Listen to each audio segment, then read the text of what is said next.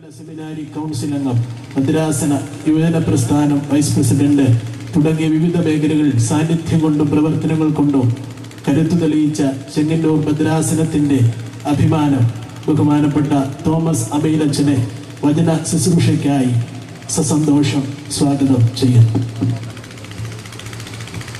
ദൈവതിരുനാമത്തിന് മഹത്വം ഉണ്ടായിരിക്കട്ടെ. എനിക്ക് പിതാവും ഗുരുവും മാർഗദീപവുമാകുന്ന അഭിമന്യ ഇടമത്രാപോലത്തെ തിരുമേനി, പിതാക്കന്മാരും ജ്യേഷ്ഠന്മാരും സഹോദരന്മാരും സഹപ്രവർത്തകരുമായ വന്യനായ വൈദിക ശ്രേഷ്ഠരെ, കർത്താവിനാൽ അനുഗ്രഹീതരായ വിശ്വാസികളുടെ സമൂഹമേ, നമ്മുടെ കർത്താവും ദൈവവും രക്ഷിതാവുമായ യേശു ക്രിസ്തുവിന്റെ വലിയ തിരുനാമത്തിലുള്ള സ്നേഹത്തിന്റെ അഭിവാദനങ്ങളെ അർപ്പിക്കുന്നു. ഈ വലിയ വേദിയിൽ പ്രത്യേകമായ ഒരു സാഹചര്യത്തിന്റെ സമ്മർദ്ദത്തിൽ ആണെങ്കിൽ തന്നെയും വചന ശുശ്രൂഷകനാകുവാൻ ലഭിച്ച വിലപ്പെട്ട അവസരത്തിനായി ദൈവത്തിന് നന്ദി പറയുകയും അപ്രകാരം ഒരവസരം എനിക്കായി ക്രമീകരിച്ചു തന്നതിൽ അഭിമന്യ ഇടമത്രാപോലത്തെ തിരുമനസിനോടും ബഹുമാന്യനായ ഭദ്രാസന സെക്രട്ടറി അച്ഛനോടും ഈ കൺവെൻഷൻ യോഗത്തിന്റെ പ്രോഗ്രാം കമ്മിറ്റിയോടുമുള്ള എൻ്റെ സ്നേഹം ഞാൻ ആമുഖമായി രേഖപ്പെടുത്തട്ടെ. ജീവനെ സംരക്ഷിക്കുന്ന ദൈവിക നീതിയെപ്പറ്റി വളരെ ഗൗരവമായി അന്വേഷണങ്ങൾ ആരംഭിക്കേണ്ട ഒരു ചരിത്ര പശ്ചാത്തലത്തിലാണ് 2011 മലങ്കര ഓർത്തഡോക്സ് സുറിയാനി സഭയിലെ ചെങ്ങന്നൂർ ഭദ്രാസന കൺവെൻഷൻ സദൃശ്യ വാക്യം ചമച്ച ശലോമോനോട് ചേർന്ന് നിന്നുകൊണ്ട് ദൈവത്തെ സംരക്ഷിക്കുന്ന ദൈവിക നീതിയെപ്പറ്റി നാം ചിന്തിക്കുന്നത്. നമുക്ക് ചുറ്റും ജീവന വിഘാതമായി നിൽക്കുന്ന ഘടനകളും സാധ്യതകളും വളരുന്നുണ്ട്. ഭൂമിക്ക് മേളിലും ഭൂമിക്ക് താഴെയും ജീവന്റെ നിഷേധനങ്ങൾ വളരുമ്പോൾ നാം ഈ രാത്രി ദൈവാത്മാവിൽ ചിന്തിക്കുവാൻ ആഗ്രഹിക്കുന്നത് ജീവന്റെ സംരക്ഷണമായി മാറുന്ന ദൈവിക നീതിയുടെ സാധ്യതകളെ പറ്റിയാണ്. ആകാശത്തിൽ ദൈവം വരദാനമായി നൽകിയ വായുമണ്ഡലം മനുഷ്യനെ ജീവിക്കുവാൻ ആവശ്യമായ സാധ്യതകൾ പകരാതെ ഓസോൺ പാളികളിൽ വീണ വിള്ളലിലൂടെ ക്യാൻസർ രോഗത്തിന്റെ മാരക ബീജങ്ങൾ ഈ ഭൂമിയിലേക്ക് വമിപ്പിച്ച് മരണത്തിന്റെ സന്ദേശങ്ങൾ പാടുമ്പോൾ നമുക്ക് വരദാനമായി നൽകിയ ഭൂമണ്ഡലങ്ങളിൽ ജീവിക്കുവാൻ കരുത്തില്ലാതെ മാരക രോഗങ്ങൾക്ക് അടിമപ്പെട്ട് അകാലത്തിൽ വിടവാങ്ങേണ്ടവർ ധാരാളമായി വർദ്ധിക്കുമ്പോൾ മരണവും അതിന്റെ സാധ്യതകളും നമ്മെ വെല്ലുവിളിക്കുമ്പോൾ ജീവന്റെ സാധ്യതയായി മാറുന്ന ഒരു ദൈവിക നീതിയെപ്പറ്റി അന്വേഷിക്കുവാൻ ആധാരമായി ഈ രാത്രി ജീവന്റെ സംരക്ഷകനായി കടന്നു വന്ന ഒരു വിജാതീയനായ ശതാധിപന്റെ ജീവിത സാക്ഷ്യം പങ്കുവെക്കുവാനാണ് കർത്താവിൽ ശരണപ്പെടുന്നത്. അതിനാധാരമായി തിരഞ്ഞെടുത്ത് ക്രമീകരിച്ചിരിക്കുന്ന വേദചിന്തകൾ വിശുദ്ധനായ ലൂക്കോസിന്റെ സുവിശേഷത്തിന്റെ 7-ാം അധ്യായത്തിന്റെ 6-7 വാക്യങ്ങളിൽ നിന്നാണ്. വിശുദ്ധനായ ലൂക്കോസിന്റെ സുവിശേഷത്തിന്റെ 7-ാം അധ്യായത്തിന്റെ 6-7 വാക്യങ്ങളിൽ നാം വായിച്ചു കേൾക്കുന്നത് ഇപ്രകാരമാണ്: യേശു അവരോടുകൂടെ പോയി വീടിനോട് അടുപ്പാറായപ്പോൾ ശതാധിപൻ സ്നേഹിതന്മാരെ അവന്റെ അടുക്കൽ അയച്ചു. കർത്താവെ, പ്രയാസപ്പെടേണ്ട, നീ എന്റെ പുരയ്ക്കകത്ത് വരുവാൻ ഞാൻ പോരാത്തവൻ, അതുകൊണ്ട് നീ അടുക്കൽ വരുവാൻ ഞാൻ യോഗ്യൻ എന്ന് എനിക്ക് തോന്നിയിട്ടില്ല. ഒരു വാക്ക് കൽപ്പിച്ചാൽ എന്റെ ബാല്യക്കാരന് സൗഖ്യം വരും എന്ന് പറഞ്ഞു. വിജാതീയനായ ഒരു ശതാധിപന്റെ സാക്ഷ്യമാണ് ഈ വേദഭാഗത്ത് കണ്ടുമുട്ടുന്നത്. യേശു അവരോടുകൂടെ അവന്റെ വീട്ടിലേക്ക് പ്രവേശിപ്പാൻ ആഗ്രഹിച്ച് കടന്നു ചെല്ലുമ്പോൾ അതിന് മറുപടിയായി ശതാധിപൻ നൽകുന്നു. സ്നേഹിതന്മാരെ അവന്റെ അടുക്കിലേക്ക് പറഞ്ഞു വിട്ട് അവനോട് സംസാരിക്കുന്നു: കർത്താവെ, പ്രയാസപ്പെടേണ്ട, നീ എന്റെ പുരയ്ക്കകത്തേക്ക് വരുവാൻ ഞാൻ പോരാത്തവൻ, അതുകൊണ്ട് നിന്റെ അടുക്കിലേക്ക് വരുവാൻ ഞാൻ യോഗ്യൻ എന്ന് എനിക്ക് തോന്നിയിട്ടില്ല. ഒരു വാക്ക് കൽപ്പിച്ചാൽ എനിക്ക് സൗഖ്യം നൽകുമെന്ന് പ്രഖ്യാപിച്ചു. ആത്മതപനത്തിന്റെയും ആത്മ അർപ്പണത്തിന്റെയും യഥാർത്ഥമായ ശുഭുക്കോനയുടെയും യഥാർത്ഥമായ കുംഭസാരത്തിന്റെയും തലങ്ങളിലൂടെ പരിശുദ്ധ നോമ്പിലേക്ക് പ്രവേശിക്കുമ്പോൾ ഇവിടെ വേദപുസ്തകത്തിൽ കണ്ടുമുട്ടുന്നത് വളരെ സുന്ദരങ്ങളായ ഒരു ആത്മീയ മുഹൂർത്തമാണ്. വിശുദ്ധ വേദപുസ്തകത്തിൽ പ്രത്യേകിച്ച് ലൂക്കോസിന്റെ സുവിശേഷകൻ അതീവ ശ്രദ്ധയോടെ ജാഗ്രതയോടെ അവതരിപ്പിക്കുന്ന ഒരു സാക്ഷ്യമാണ് യഹൂദ സമൂഹത്തിന്റെ ഭാഗമല്ലാത്ത വിജാതീയനായ ഒരു ശതാധിപന്റെ ദാസന്റെ രോഗസൗഖ്യം.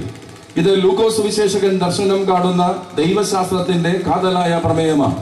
ലൂക്കോസ് സുവിശേഷകൻ മാനവരാശിക്ക് നൽകുന്ന ഏറ്റവും പ്രസിദ്ധമായ ദൈവശാസ്ത്രം നിഷ്കാസിതരുടെ ക്രിസ്തു, പാർശ്വവൽക്കരിക്കപ്പെട്ടവരുടെ സ്പന്ദനമായി മാറുന്ന, സാമീപ്യമായി മാറുന്ന, അവരുടെ ആശയായി മാറുന്ന, അഭിലാഷമായി മാറുന്ന ഒരു ദൈവസ്നേഹത്തെ പറ്റിയാണ് ലൂക്കോസ് സുവിശേഷകൻ പങ്കുവെക്കുന്നത്. അങ്ങനെ ലൂക്കോസ് സുവിശേഷകന്റെ പൊതുവായ വേദശാസ്ത്ര ചിന്തകളോടും വേദശാസ്ത്ര ദർശനങ്ങളോടും ചേർന്നു നിന്നുകൊണ്ടാണ് ഇവിടെ ഈ ശതാധിപനായ മനുഷ്യന്റെ ദാസന്റെ സൗഖ്യത്തെ കാണുവാൻ കഴിയും. നാം ഇന്ന് ചിന്തിക്കുന്ന ചിന്താവിഷയവുമായി ഇതിനേറെ ബന്ധമുണ്ട്. തന്റെ വീട്ടിലെ ഒരു അടിമയുടെ ജീവൻ സംരക്ഷിക്കുവാൻ ആഗ്രഹിക്കുന്ന ഒരു പട്ടാള ഉദ്യോഗസ്ഥൻ. വളരെ അത്ഭുതകരമായ ഒരു കാഴ്ചയാണ്. കാരണം അടിമകൾക്ക് യാതൊരു വിലയുമില്ലാത്ത റോമൻ സംസ്കാരത്തിന്റെ ഭാഗമാണ് ഒരു ശതാധിപൻ. റോമൻ പശ്ചാത്തലത്തിന്റെ രാഷ്ട്രീയ പശ്ചാത്തലത്തിലേക്ക് കടന്നു ചെല്ലുമ്പോൾ ഒരു അടിമയ്ക്ക് ഒരു ഇഷ്ടികയുടെ വില പോലും ഉണ്ടായിരുന്നില്ല. നമുക്കറിയാം, യഹൂദ സംസ്കാരത്തിന്റെ റോമൻ സംസ്കാരത്തിൽ ഒത്തിരി മഹാവിസ്മയങ്ങൾ ഉണ്ടായിട്ടുണ്ട്. ഒത്തിരി ലോക വിസ്മയങ്ങൾ ഉണ്ടാക്കിയിട്ടുണ്ട്. ആ വിസ്മയങ്ങൾ ഉണ്ടാക്കുവാനൊക്കെ വണ്ണം ഉപയോഗിച്ചത് അടിമ വേലയാണ്. ഈ അടിമ വേലയുടെ പശ്ചാത്തലത്തിൽ ഒരു അടിമയുടെ കയ്യിൽ നിന്ന് ഒരു ഇഷ്ടിക താഴെ വീണ് പൊട്ടിപ്പോയാൽ അവനെ അതിക്രൂരമായി ചാട്ടാവാറ് കൊണ്ട് മർദ്ദിച്ചിരുന്നു. എന്നാൽ ഈ പണിയുടെ ഘട്ടത്തിൽ ഒരു അടിമ മരിച്ചു പോയാൽ അവനൊരു ശവസംസ്കാര ശുശ്രൂഷ പോലും നൽകാതെ വലിച്ചിട്ട് കത്തിച്ചിരുന്നു. അതായിരുന്നു. അത്ര ദയനീയമായ ഒരു സാമൂഹ്യ പശ്ചാത്തലത്തിലാണ് ഈ ദാസനെയും ഈ അടിമയും ഈ പശ്ചാത്തലത്തിൽ കാണുന്നത്. അവിടെയാണ് ഹെരോദോസ് അന്തിപ്പാസിന്റെ പട്ടാളത്തിലെ ഉയർന്ന സൈനിക ഉദ്യോഗസ്ഥനായ ഒരു ശതാധിപൻ. അദ്ദേഹത്തിന്റെ തോളിൽ സൈനിക മുദ്ര, കീർത്തിമുദ്രകൾ ഏറെയുണ്ട്. അദ്ദേഹത്തിന്റെ ശരീരത്ത് പട്ടാള ചിട്ടയുടെ എല്ലാ സാധ്യതകളുമുണ്ട്. അദ്ദേഹത്തിന്റെ ഒരു വിളി കേട്ടാൽ ആജ്ഞ അനുസരിക്കുവാൻ സേവകന്മാർ ഏറെയുണ്ട്. അദ്ദേഹത്തിന്റെ ഇഷ്ടവും അഭീഷ്ടങ്ങളും നടത്തിക്കൊടുക്കുവാൻ സാധ്യതകൾ ഏറെയുണ്ട്. പക്ഷെ ഇവിടെ ശതാധിപൻ കടന്നു വരികയാണ് തന്റെ വീട്ടിലെ ഒരു അടിമയുടെ ജീവന്റെ സംരക്ഷണത്തിന് വേണ്ടി. എന്താ ഈ ശതാധിപനെ ഇതിന് പ്രേരിപ്പിച്ചത്? 3 കാരണങ്ങളെ കമ്പിവാചകങ്ങളിൽ അവതരിപ്പിച്ചുകൊണ്ട് ലഭ്യമായ സമയപരിധിക്കുള്ളിൽ ഞാൻ എന്റെ വാക്കുകൾക്ക് വിരാമമിടാം.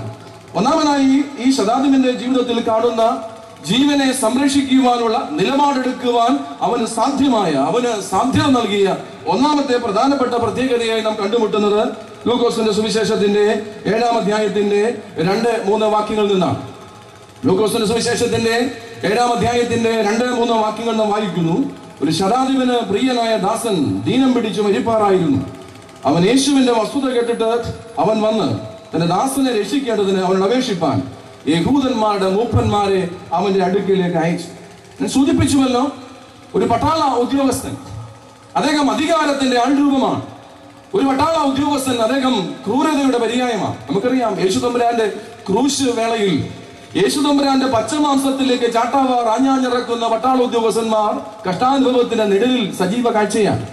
ക്രൂരമാംസത്തിലേക്ക്, പച്ചമാംസത്തിലേക്ക് ചാട്ടാവാർ അടിച്ചുകൊണ്ട് അതിൽ ആനന്ദം കണ്ടെത്തുന്ന ക്രൂരതയുടെ പര്യായമായി മാറുന്ന പട്ടാള ഉദ്യോഗസ്ഥന്മാരെ നമുക്ക് പരിചയമുണ്ട്. പക്ഷെ വളരെ വ്യത്യസ്തനായ ഒരു പട്ടാള ഉദ്യോഗസ്ഥനായി ഇവിടെ ഈ ശതാധിപനെ നാം കണ്ടുമുട്ടുകയാണ്. തന്റെ വീട്ടിലെ ഈ അടിമയ്ക്ക് വേണ്ടി ദൈവത്തോട് പക്ഷപാതം ചെയ്യുന്ന അനുഗ്രഹീതനായ ഒരു വ്യക്തിത്വം. നമുക്കറിയാം, ചരിത്രത്തിൽ പഠിക്കുമ്പോൾ റോമൻ ഗ്ലാഡിറ്റോറിയങ്ങളെ പറ്റി പഠിക്കാറുണ്ട്. റോമൻ ഗ്ലാഡിറ്റോറിയങ്ങളുടെ ഏറ്റവും വലിയ പ്രത്യേകതകളൊന്ന്, അവിടെ മൃഗങ്ങളുമായി യുദ്ധം ചെയ്യേണ്ടത് അടിമകളാണ്. മൃഗയുദ്ധത്തിന് വിധിക്കപ്പെട്ട അടിമകൾ മൃഗത്തിന്റെ കുത്തേറ്റ് പിടഞ്ഞ് ചോരവാർന്ന് മരിക്കുന്ന കാഴ്ച കണ്ട് ഗാലറിയിൽ എഴുന്നേറ്റ് നിന്ന് കൈയടിച്ച് പ്രോത്സാഹിപ്പിക്കുന്ന മരവിച്ച സംസ്കൃതി റോമൻ സംസ്കൃതിയുടെ ഭാഗമായിരുന്നു. ഇതിന് പ്രോത്സാഹനം നൽകുന്ന റോമൻ ഭരണകൂടം റോമൻ സംസ്കാരത്തിന്റെ പ്രത്യേകതയായിരുന്നു. ഇത് കണ്ട് ക്രൂരമായി ആനന്ദിച്ച ഒരു ജനതയും ജനസംസ്കാരവും റോമൻ സംസ്കാരത്തിന്റെ പ്രത്യേകതയായിരുന്നു. അവിടെയാണ് തന്റെ വീട്ടിലെ തന്റെ ശീലങ്ങളൊക്കെ മാറ്റി, അനുസരിപ്പിച്ച് മാത്രം ശീലമുള്ള തന്റെ ശീലങ്ങൾ മാറ്റി, മറ്റുള്ളവരെ പീഡിപ്പിച്ച് മാത്രം ശീലമുള്ള തന്റെ ശീലങ്ങൾ മാറ്റി, മറ്റുള്ളവരെ അനുസരിപ്പിച്ച് മാത്രം പരിചയമുള്ള തന്റെ ശീലങ്ങൾ മാറ്റി ഈ മനുഷ്യൻ തന്റെ വീട്ടിലെ ഒരു അടിമയുടെ ജീവന്റെ സംരക്ഷണത്തിനായി കടന്നു വരുന്നു. അപ്പോൾ ഇദ്ദേഹം ജീവൻ സംരക്ഷിക്കുവാനുള്ള അദ്ദേഹത്തിന്റെ ആദ്യ നിലപാടായി എനിക്ക് തോന്നുന്നത് ഈ വേദഭാഗത്തിൽ പറയുന്നു, the quality of his habits, അവന്റെ ശീലങ്ങളുടെ മൂല്യം. അഭിനന്ദനായ ഇടമത്രാപുര തിരുമനസ് പലപ്പോഴും സങ്കടപ്പെടുന്നത് കേൾക്കാറുണ്ട്. പത്രം വായിക്കുമ്പോഴാണ് അദ്ദേഹത്തിന് കൂടുതലും സങ്കടം വരുന്നത്. കാരണം പിടിക്കപ്പെടുന്ന അക്രമങ്ങളിൽ കൂടുതലും നസ്രാണിയുടെ സാന്നിധ്യം വരുന്നു എന്ന് പലപ്പോഴും തിരുമേനി സങ്കടപ്പെടുന്നത് ഞാൻ കണ്ടിട്ടുണ്ട്. ഒരുപക്ഷെ എനിക്ക് അത്തരം ചിന്തകൾ ചിന്തിക്കുമ്പോൾ ഒരുപക്ഷെ നമ്മുടെ ശീലങ്ങൾ ഈ രാത്രി ഒന്ന് പരിശോധിക്കണം. What is the quality of our habits? നമ്മുടെ ശീലങ്ങൾ എത്രമാത്രം മൂല്യങ്ങളുണ്ട് എന്ന് ചിന്തിക്കുമ്പോൾ മാത്രമാണ് നമുക്ക് ജീവനെ സംരക്ഷിക്കുവാൻ കഴിയുക. അല്ലെങ്കിൽ പലപ്പോഴും നാമും നമ്മുടെ തലമുറയും ജീവന്റെ നിഷേധത്തിന്റെ സംസ്കാരം, മരണത്തിന്റെ സംസ്കാരം പേറുന്നവരായി മാറും എന്നത് ഒരു ചരിത്ര വസ്തുതയെ. ഇവിടെ പട്ടാളക്കാരന് തന്റെ ചുവരിലുള്ള നക്ഷത്രങ്ങൾ ജീവന്റെ സംരക്ഷണത്തിന് തടസ്സമായില്ല. തന്റെ ശരീരത്തുണ്ടായിരുന്ന പട്ടാള യൂണിഫോം ജീവന്റെ സംരക്ഷണത്തിന് തടസ്സമായില്ല. അദ്ദേഹത്തിന് ലഭിച്ചിരിക്കുന്ന അധികാരത്തിന് സാധ്യതയും ജീവന്റെ സംരക്ഷണത്തിന് തടസ്സമായില്ല. ഇതിനെയൊക്കെ മാറ്റിക്കൊണ്ട് ഒരു അടിമയുടെ ശരീരത്തെ ഒഴുകുന്നതും ചോരയാണെന്ന് തിരിച്ചറിഞ്ഞുകൊണ്ട് അവന്റെ ജീവന്റെ സംരക്ഷണം എന്റെ എന്റെ കർത്തവ്യബോധത്തിന്റെ അനിവാര്യത തിരിച്ചറിഞ്ഞുകൊണ്ട് കടന്നു വരുന്ന the quality of his habits, അവന്റെ ശീലങ്ങളുടെ മൂല്യം. ഒരുപക്ഷേ ശീലങ്ങൾ എന്നുള്ളത് ഈ സമൂഹത്തിൽ ഏറെ ചർച്ച ചെയ്യപ്പെടുന്ന ഒന്നാണ്. നമുക്കിന്ന് ശീലങ്ങൾ എന്ന് പറയുമ്പോൾ പാശ്ചാത്യമായതിനെയോ ആദർശമായതിനെയോ ഒക്കെ അനുകരിക്കുന്ന ഒരു പ്രസ്ഥാനമായി നാം ശീലങ്ങളെ കാണുകയാണ്. ഇത് വേദപുസ്തകത്തിന്റെ പ്രതിസന്ധിയാണ്. ദാവീദ് ഗോലിയാത്തിനോട് യുദ്ധം ചെയ്യുവാൻ മല്ലനായ ഗോലിയാത്തിനെ കീഴ്പ്പെടുത്തുവാൻ പോകുമ്പോ അവിടെ ചെന്നപ്പോൾ പട്ടാള ഉദ്യോഗസ്ഥന്മാർ അവനെ വലിയ പടച്ചട്ടയൊക്കെ ധരിപ്പിച്ചു. അവനോട് പറഞ്ഞു, ഇതാണ് ഒരു പട്ടാള ഉദ്യോഗസ്ഥന്റെ ശീലം, ഇത് ധരിച്ചാൽ മാത്രമേ നിനക്ക് മല്ലനായ ഗോലിയാത്തിനെ കീഴ്പ്പെടുത്താൻ കഴിയൂ. പാവം ദാവീദ് എന്നാ ചെയ്യാനാ? കാരണം സമൂഹം പറഞ്ഞു ഇത് ധരിച്ചാൽ മാത്രമേ വിജയമുള്ളൂ. നമ്മളോട് അങ്ങനെയല്ലേ പറയാ? ഇന്ന് പിള്ളേരോട് പറയാ, നീ വിദ്യാഭ്യാസ മേഖലയിൽ മത്സരിക്കുക, ഇല്ലെങ്കിൽ എന്നാ മാർഗം? നമ്മളോട് പറയാ, ഈ ഓർത്തഡോക്സ് സഭയിൽ വിശ്വാസം അത്ര ശരിയൊന്നുമില്ല, വാ കൈയടിക്കാം, പാട്ടുപാടാം, വേറെ മാർഗമൊന്നുമില്ല. പുതിയ ശീലങ്ങളിലേക്ക് നമ്മെ നയിച്ചുകൊണ്ടിരിക്കുക. there are no other alternative. ബദലുകൾ ഒന്നുമില്ല, ഇതാണ് ശീലം. ദാവീദിനോട് അതാ പറഞ്ഞേ, വേറൊരു മാർഗവുമില്ല കുഞ്ഞെ, നീ ഈ പടച്ചട്ട ധരിച്ചിട്ട് വേണം മല്ലനായ ഗോലിയാത്തിനെ നേരിടാൻ പോവുക. പാവം ദാവീദ് വഴിപ്പെട്ടു. അവന്റെ ശരീരത്തിലേക്ക് ഭാരമുള്ള പടച്ചട്ടകൾ പിടിച്ചേൽപ്പിച്ചു. പാവം ദാവീദ് എന്ന പാവം കൊച്ചന് ഒരു ചുവട്ടിന് പോലും നടക്കാൻ കഴിഞ്ഞില്ല. അദ്ദേഹം പറഞ്ഞു, ഈ ശീലം എനിക്ക് വേണ്ട, ഈ ശീലമായി മുന്നോട്ട് പോയാൽ എനിക്ക് ഗോലിയാത്തിനെയല്ല യാതൊരാളെയും നേരിടുവാൻ കഴിയില്ല. അതുകൊണ്ട് ഞാൻ പറയാ, ഞാൻ ഈ ശീലം മാറ്റിവെക്കുക. ഞാൻ എന്റെ കയ്യിൽ ഒരു കവണിയിൽ 5-6 വെള്ളാരം കല്ലും എടുത്തോളാം. എനിക്ക് ദൈവത്തിന്റെ കൃപ മാത്രം മതി. എനിക്ക് ഉറപ്പുണ്ട്, എന്റെ ശരീരത്ത് പടച്ചിട്ടകളില്ലെങ്കിലും, നിങ്ങൾ ഒരുക്കുന്ന സുരക്ഷിത കവചങ്ങളും കവാടങ്ങളും ഇല്ലെങ്കിലും എനിക്ക് ഉറപ്പുണ്ട്, ദൈവത്തിന്റെ കൃപ എന്നോട് കൂടി ഉണ്ടെങ്കിൽ എനിക്ക് മല്ലനായ ഗോലിയാത്തിനെ നേരിട്ട് തോൽപ്പിക്കുവാൻ കഴിയുമെന്ന ബോധ്യമുണ്ട്. പ്രിയപ്പെട്ടവരെ, ഒരു ദൈവമകൻ എപ്പോഴും ലോകത്തിന്റെ ശീലങ്ങളെക്കാൾ അപ്പുറമായി ദൈവത്തിന്റെ ശീലങ്ങളെ കണ്ടുമുട്ടുവാൻ വിളിക്കപ്പെട്ടവനാണ്. യോഹന്നാനെ പറ്റി വേദപുസ്തകം പറഞ്ഞു, വെട്ടുക്കിളിയും തേനും ധരിച്ചുകൊണ്ട് മരുഭൂമി രാപ്പാർത്തു. മരമണ്ടൻ ഈ പൊട്ടനല്ലാതെ ഇത് ചെയ്യുവോ?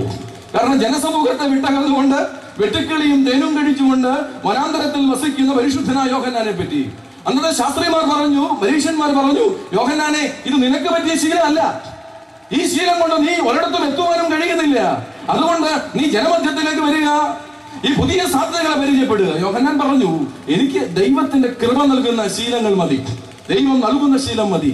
യേശുക്രിസ്തുവിന്റെ ജീവിതത്തിന് സംഭവിക്കുന്നു. അപ്പോസ്തലന്മാർ യേശുക്രിസ്തുവിനെ നിർബന്ധിച്ചു, തമ്പുരാനെ അവിടുന്ന് കുറഞ്ഞത് ഒരു പ്രൈം മിനിസ്റ്റർ ആയെങ്കിലും രൂപാന്തരപ്പെടണം, അവിടുന്ന് പ്രൈം മിനിസ്റ്റർ ആയെങ്കിൽ മാത്രമേ ഇവിടെ ക്യാബിനറ്റ് മിനിസ്റ്ററി ഉണ്ടാകത്തുള്ളൂ, അവിടുന്ന് ക്യാബിനറ്റ് മിനിസ്റ്ററി രൂപപ്പെടുത്തിയാലേ ഞങ്ങൾക്ക് ക്യാബിനറ്റ് മിനിസ്റ്റർമാരാകാൻ പറ്റത്തുള്ളൂ, അങ്ങനെയെങ്കിൽ മാത്രമേ ഞങ്ങൾക്ക് സ്റ്റേറ്റുകാർ കിട്ടത്തുള്ളൂ, അതുകൊണ്ട് നീ കുറഞ്ഞത് ഒരു കേന്ദ്ര മന്ത്രിസഭ വികസിപ്പിക്കണം. യൂദയ്ക്കായിരുന്നു ഏറ്റവും വലിയ ആഗ്രഹം, കാരണം തമ്പുരാന്റെ സാമ്പത്തിക ഇടപാട് യൂദയ്ക്കായിരുന്നു. അതുകൊണ്ട് ഫിനാൻസ് മിനിസ്റ്റർ ആകാനുള്ള എല്ലാ സാധ്യതയും യൂദയ്ക്ക് ഉണ്ടായിരുന്നു. യൂദ നിർബന്ധിച്ചു. അപ്പോക്രിഫ പുസ്തകത്തിൽ രേഖപ്പെടുത്തുന്നു, വേദപുസ്തകത്തിന്റെ ഭാഗമല്ലാത്ത അപ്പോക്രിഫൽ ദർശനങ്ങളിൽ കാണുന്നു, യെരൂശലേം ദേവാലയത്തിന്റെ കവാടത്തിൽ വെച്ച് ഒരു ഒലിവിന്റെ കിരീടം കൊണ്ട് തമ്പുരാൻ കാത്തിക്കൊടുത്തു യൂദ. യേശു ഒരു കൈ കൊണ്ട് ഈ ഒലിവിൻ കിരീടം മാറ്റി. തമ്പുരാൻ പറഞ്ഞു, ഇതെന്റെ ശീലമല്ല, ഇത് ഞാൻ കൊണ്ടുവരുന്ന ശീലമല്ല, എന്റെ ശീലം മരപ്പണിയും പിന്നെ മരക്കുരിശുവാ, എന്റെ പുതിയ ശീലങ്ങളാണ്. അതുകൊണ്ട് എന്നെ കേൾക്കുന്ന ദൈവത്തിന്റെ സമൂഹമേ, ലോകത്തിന്റെ സമ്മർദ്ദങ്ങളിൽ പലപ്പോഴും നാം പുതിയ ശീലങ്ങളെ വരവേൽക്കുന്നുണ്ട്.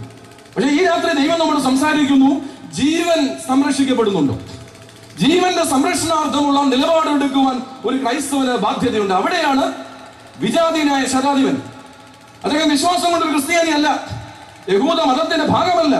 അദ്ദേഹം വളരെ ക്രൂരനായ ഹെരോദാവ് അന്തിപ്പാസ് എന്ന രാജാവിന്റെ വേതനം പറ്റുന്ന പട്ടാള ഉദ്യോഗസ്ഥനാ. പക്ഷെ അദ്ദേഹത്തിന് നിലപാടുണ്ട്. എന്റെ വീട്ടിലെ അടിമ, അവൻ മനുഷ്യനാണ്, അവന്റെ ജീവൻ സംരക്ഷിക്കപ്പെടേണ്ടതാണ്, അവന്റെ സൗഖ്യം എന്റെ ജീവിതത്തിന്റെ ഭാഗമാണ്. അതാണ് ക്വാളിറ്റി ഓഫ് ഹിസ് ഹാബിറ്റ്സ്. എന്നെ കേൾക്കുന്ന ദൈവത്തിന്റെ സമൂഹമേ, പലപ്പോഴും നമുക്ക് കാലം വളർന്നതിനനുസരിച്ച് ഒത്തിരി പുതിയ ശീലങ്ങൾ ഉണ്ടായിട്ടുണ്ട്. ഈ രാത്രി ദൈവം നമ്മോട് സംസാരിക്കുന്നത്, ജീവന്റെ പോറൽ ഏൽപ്പിക്കുന്ന ശീലങ്ങളാണോ ഞാനും നിങ്ങളും കൊണ്ടു നടക്കുന്നത്? ഇലക്ട്രോണിക് ശീലങ്ങളുടെയും ഇലക്ട്രോണിക് മൂല്യങ്ങളുടെയും ലോകത്തിലേക്ക് നാം വഴി മാറിയപ്പോ നമ്മുടെ കുഞ്ഞുങ്ങൾക്ക്, നമ്മുടെ മക്കൾക്ക് ഇപ്പോൾ ഇലക്ട്രോണിക് മീഡിയ, ബൈബിളും മഹാഭാരതവും രാമായണവും ഒക്കെ പങ്കുവെക്കുന്ന അനുഭവത്തിലേക്ക് എത്തിയില്ലേ? അതൊരു പുതിയ ശീലമാണ്. കാരണം വീട്ടിൽ ഇന്ന് വൃദ്ധജനങ്ങൾ ഇല്ലാത്തത് കൊണ്ട് ഒരു പുതിയ ശീലം ഇലക്ട്രോണിക് മാധ്യമങ്ങൾ കൈമാറുന്ന പുതിയ സാര ഉപദേശ കഥകൾ. പക്ഷെ ഒറ്റ പ്രത്യേകതയേ ഉള്ളൂ, നമ്മുടെ അമ്മച്ചിമാര് ഇത്തരം കഥകൾ പങ്കുമാറുമ്പോൾ അതിനകത്ത് കൊമേഴ്സ്യൽ ബ്രേക്ക് ഇല്ലായിരുന്നു. പക്ഷെ ഇന്ന് നമ്മുടെ ഇലക്ട്രോണിക് മാധ്യമങ്ങൾ ബൈബിൾ പങ്കുവെക്കുമ്പോൾ അതിനിടയ്ക്ക് കൊമേഴ്സ്യൽ ബ്രേക്ക് ഉണ്ട്. ഇടയ്ക്ക് ലിറിലിന്റെ സോപ്പുമായി അർത്ഥനഗ്നയായ സുന്ദരി രംഗപ്രവേശനം ചെയ്യും. ഇത് പുതിയ മൂല്യ സംസ്കാരമാണ്, ഇത് പുതിയ മൂല്യത്തിന്റെ അവതാരമാണ്. പരിശുദ്ധിയുടെ സന്ദേശത്തെ പുതിയ മൂല്യ സംസ്കാരങ്ങൾ നാം അവതരിപ്പിക്കുക. ഇവിടെ നഗ്നതയുടെ ആസ്വാദനമല്ലാതെ ജീവന്റെ പ്രഘോഷണം ഇവിടെ നടക്കുന്നില്ല എന്ന് ഞാനും നിങ്ങളും തിരിച്ചറിയേണ്ടിയിരിക്കുന്നു. രണ്ടാമതായി നമ്മളിപ്പോൾ സൂപ്പർ മാർക്കറ്റ് സംസ്കാരത്തിലേക്ക് എത്തി. ഉന്തുവണ്ടി നമുക്ക് പണ്ടേ അലർജിയാ. ഉന്തുവണ്ടി നമ്മളെങ്കിലും തല്ലാറില്ല. പക്ഷെ ഞാൻ ആലോചിച്ചിട്ടുണ്ട്, മനുഷ്യൻ എത്ര അച്ചടക്കത്തോടാ സൂപ്പർ മാർക്കറ്റിൽ ഉന്തുവണ്ടി തള്ളുന്നത്. നമുക്ക് തെരുവിൽ ഉന്തുവണ്ടി തള്ളിക്കാറുണ്ട്, പുച്ഛ. പക്ഷേ സൂപ്പർ മാർക്കറ്റിലേക്ക് കടന്നു വന്ന് വണ്ടിയെടുത്ത് തള്ളുവാൻ ഒരു മടിയുമില്ലാത്തൊരു സംസ്കാരമായി ഞാനും നിങ്ങളും മാറുന്നു. എന്നിട്ട് അവിടെ ഒരു ബോർഡ് വെച്ചിട്ടുണ്ട്, സൈലൻസ് പ്ലീസ്, മിണ്ടാൻ പറ്റത്തില്ല, മിണ്ടാൻ പാടില്ല. നമ്മുടെ സമൂഹത്തിന്റെ പ്രധാനപ്പെട്ട പ്രത്യേകത തന്നെയാണ്, ആരോടും മിണ്ടരുത്. സംഭാഷണങ്ങളെ നിഷേധിക്കുന്ന, ബന്ധങ്ങളെ നിഷേധിക്കുന്ന, പരസ്പര സാഹോദര്യ ബന്ധത്തിന്റെ സാധ്യതകളെ വിച്ഛേദിക്കുന്ന പുതിയ സംസ്കാരമാണ് എനിക്കും നിങ്ങൾക്കും ഉണ്ടാകുന്നത്. ഇനി എന്താ, ഇപ്പം കടയിലേക്ക് ചെല്ലുമ്പോ ഏറ്റവും ക്വാളിറ്റിയുള്ള ആപ്പിള് ഏതാ? നിക്കറിട്ട ആപ്പിൾ എന്ന് ഞാൻ പറയും. ഈ ആപ്പിളിന്റെ പുറത്ത് ഒരു കവറൊക്കെ ഇട്ട് കഴിയുമ്പോൾ സുറിയാനി ക്രിസ്ത്യാനിക്ക് എന്തൊരു സന്തോഷമാണെന്നറിയാമോ? നമ്മുടെ ധാരണ ക്വാളിറ്റി നിക്കറയിലാണ്, അത് പുറത്തോട് ഇട്ട് കഴിഞ്ഞിരിക്കുന്ന ഈ കവറയിലാണ് ഈ ആപ്പിളിന്റെ ക്വാളിറ്റി. പുതിയ ശീലങ്ങളാണ്. പക്ഷെ എൻഡോസൾഫാൻ ഏറ്റവും കൂടുതലുള്ള അതിനകത്താ. പുതിയ ശീലങ്ങളിലേക്ക്, പുതിയ സാധ്യതകളിലേക്കൊക്കെ ഞാനും നിങ്ങളും എത്തുമ്പോൾ പ്രിയപ്പെട്ടവരെ, നാം മഹത്തരമെന്ന് കൊട്ടിഘോഷിക്കുന്ന മൂല്യങ്ങൾ, ദൈവം നമുക്ക് നൽകിയിരിക്കുന്ന മൂല്യങ്ങൾക്കപ്പുറമായി ഞാനും നിങ്ങളും കണ്ടുപിടിച്ചിരിക്കുന്ന മഹത്വമെന്ന്, ശ്രേഷ്ഠമെന്ന് കണ്ടുപിടിച്ചിരിക്കുന്ന മൂല്യങ്ങൾ ജീവന്റെ സംരക്ഷണത്തിന് പര്യാപ്തമോ എന്ന് ചിന്തിക്കുവാൻ ഈ രാത്രി ഈ ശതാധിപൻ നമ്മോട് സംസാരിച്ചു കൊണ്ടിരിക്കുകയാണ്. നമ്മൾ പലപ്പോഴും പറയാറുണ്ട്, നമ്മുടെ കുഞ്ഞുങ്ങൾ മറ്റുള്ളവരോട് കൂട്ടുകൂടിയാൽ അവരുടെ സ്വഭാവം ചീത്തയാകും. ശരിയാണ്. ഈ രാത്രി ദൈവത്തോട് ഇന്ന് ചോദിക്കാനുള്ളത്, മറ്റുള്ളവരോട് കൂട്ടുകൂടിയാൽ നിന്റെ കുഞ്ഞിന്റെ സ്വഭാവം ചീത്തയാകും, ആകുമായിരിക്കും. പക്ഷെ ആർ യു ഷുവർ, നിനക്ക് ഉറപ്പുണ്ടോ നിന്റെ വീട്ടിൽ നിൽക്കുന്ന കുഞ്ഞ് ഒരു നല്ല മൂല്യത്തിന്റെ ജീവിതമാണോ നയിക്കുന്നതെന്ന് ഉറപ്പ് പറയാൻ പറ്റുമോ? മറ്റുള്ളവരെ വിട്. സ്വന്തം ഭവന അന്തരീക്ഷം ഒരു കുഞ്ഞിനെ ക്രൈസ്തവ ബോധ്യത്തിന്റെയും ദൈവിക ബോധ്യത്തിന്റെയും നീതിയുടെയും, പ്രത്യേകിച്ച് ജീവനെ സംരക്ഷിക്കുന്ന ദൈവിക നീതിയുടെയും പാതയിൽ വളർത്തുവാൻ നമ്മുടെ കുടുംബാന്തരീക്ഷം സജ്ജമാണ് എന്ന് പറയുവാൻ പ്രിയപ്പെട്ടവരെ നമുക്ക് കഴിയുമോ? ഇത് പറയുന്നത് ദുഃഖകരമായ ഒരു വസ്തുത മനസ്സിൽ പേറിയ വലിയ സെമിനാരി വിദ്യാർത്ഥികളുടെ ഫീൽഡ് വർക്കുമായി ബന്ധപ്പെട്ട് ഈ അടുത്ത കാലത്ത് ഒരു റീഹാബിലിറ്റേഷൻ സെന്ററിൽ പോയി. അവിടെ മദ്യപാനത്തിന് ലഹരിയിൽ ആണ്ടുപോയ ഒരു 5ാം ക്ലാസ് വിദ്യാർത്ഥിയെ കണ്ടുമുട്ടി. അതിശയോക്തിപരമല്ല, ഒരു 5ാം ക്ലാസ് വിദ്യാർത്ഥി പെൺകുട്ടി മദ്യപാനത്തിന്റെ ലഹരി മൂത്ത് ഡി അഡിക്ഷൻ സെന്ററിൽ എത്തപ്പെടുക. അത്ഭുതകരമായ കാഴ്ചയാണ് സമൂഹത്തില്. അതിന്റെ കാരണങ്ങൾ അന്വേഷിച്ചപ്പോൾ അതിലേറെ ഞെട്ടിപ്പിച്ചു. കാരണം ഈ കുഞ്ഞിന്റെ അമ്മ വിദേശത്തായിരുന്നു. മകളെ നോക്കുവാൻ ഏൽപ്പിച്ചത് വീട്ടിലെ പപ്പായ്ക്ക് 2 വീശിയാലെ രാവിലെ കാല് നേരെ നിൽക്കത്തുള്ളൂ. അങ്ങനെ കുഴപ്പമുണ്ട്. അപ്പൊ അദ്ദേഹം രാവിലെ എഴുന്നേറ്റ് ഇത് മദ്യപാനത്തിന്റെ ലഹരിയിലേക്ക് എത്തുമ്പോ പിന്നെ പുള്ളിക്ക് ബോധമില്ല. പുള്ളിക്ക് ബോധം കെടുമ്പോഴാ കൊച്ചു കരയാൻ തുടങ്ങുന്നത്. അത് ഭയങ്കര അസ്വസ്ഥതയാണ്. പുള്ളി ഒരു മാർഗം കണ്ടുപിടിച്ചു, പുതിയ ശീലം കണ്ടെത്തി. പുള്ളി ഒരു പെഗ് അടിക്കുമ്പോൾ 1 സ്പൂൺ കൊച്ചിന്റെ വായിലൂടെ വെച്ചു കൊടുത്തു. അപ്പൊ കൊച്ചു മുലപ്പാൽ വളർന്നല്ല, കുടിച്ചല്ല വളർന്നത്, കൊച്ച് ഈ ആൽക്കഹോളിന്റെ ലഹരിയിൽ വളർന്നു വന്നു. അതുകൊണ്ട് 5ാം ക്ലാസ്സിലേക്ക് വരുമ്പോൾ കൊച്ചിന്റെ കൈ വിറച്ചു. ഇത് അതിശോക്തിപരമല്ല. നാം നമ്മുടെ ഭവനങ്ങളിൽ സൃഷ്ടിക്കുന്ന പുതിയ മൂല്യങ്ങൾ ജീവന്റെ സംരക്ഷണത്തിനോ ജീവന്റെ സാധ്യതയ്ക്കോ ഉതകുന്നതല്ല എന്ന തിരിച്ചറിവ് എനിക്ക് നിങ്ങൾക്ക് ഉണ്ടാകണം. അവിടെയാണ് വിജാതീയനായ ശതാധിപൻ, തന്റെ വീട്ടിലെ അടിമയ്ക്ക് വേണ്ടി ഭക്ഷണപാകം ചെയ്യുന്ന ശതാധിപൻ. അദ്ദേഹം ക്രിസ്ത്യാനിയൊന്നുമായില്ല, വിശ്വാസത്തിന്റെ ഭാഗമല്ല, പക്ഷേ അദ്ദേഹത്തിന്റെ ക്വാളിറ്റി ഓഫ് ഹിസ് ഹാബിറ്റ്. പക്ഷെ പ്രിയപ്പെട്ടവരെ, നാം പലപ്പോഴും ജീവനെ നഷ്ടപ്പെടുത്തുന്ന മൂല്യങ്ങളെയാ ശ്രേഷ്ഠമെന്ന് വിളിക്കാൻ ശ്രമിക്കുന്നത്. സഹോദരന്റെ സ്വത്ത് ഏത് വിധേനയും അടിച്ചു മാറ്റി സ്വന്തമാക്കുന്നതിനെ പറ്റി നമ്മൾ പറയുന്ന കൊള്ളാം, അവന്റെ കാര്യം നോക്കാൻ മിടുക്കനാണെന്ന് പറയും. എന്തൊരു സർട്ടിഫിക്കറ്റാണ്! അഴിമതി കാണിക്കുന്ന രാഷ്ട്രീയക്കാരനെ കണ്ടുകൊണ്ട് നമ്മൾ പറയും കൊള്ളാം, അവന് നല്ല നാക്കുണ്ടെന്ന് പറയും, നല്ല നയമുണ്ടെന്ന് പറയും. മദ്യപാനത്തിന് ലഹരിയിൽ ആണ്ടുകിടന്ന മനുഷ്യർക്ക് പറയും, ഓ അവൻ മദ്യപാനിയല്ല, അവൻ കമ്പനി കൂടിയതേ ഉള്ളെന്ന് പറയും. വ്യഭിചാരത്തെ നാം വ്യഭിചാരം എന്ന പദമാക്കിയിട്ട് it is only an affair എന്ന് പ്രഖ്യാപിക്കും. പ്രിയപ്പെട്ടവരെ, നാം പലപ്പോഴും ജീവനെ നഷ്ടപ്പെടുത്തുന്ന മൂല്യങ്ങളെ പ്രഘോഷിക്കുന്നവരായി മാറുമ്പോ ഈ രാത്രി ദൈവം നമ്മെ ഓർപ്പിക്കുന്നു, ജീവനെ സംരക്ഷിക്കുന്ന മൂല്യമാണ് നാം വളർത്തേണ്ടത്. ഞാൻ വായിച്ചു കേട്ടിട്ടുണ്ട്, love is A painful exodus. Love is A painful exodus. അത് വെറുതെ സംഭവിക്കില്ല. സ്നേഹം എന്ന് പറയുന്നത് ഒരു വിമോചനാത്മകമായ തലമാണ്, നമ്മുടെ ജീവിതത്തിന്റെ ഒരു തലമാണ്.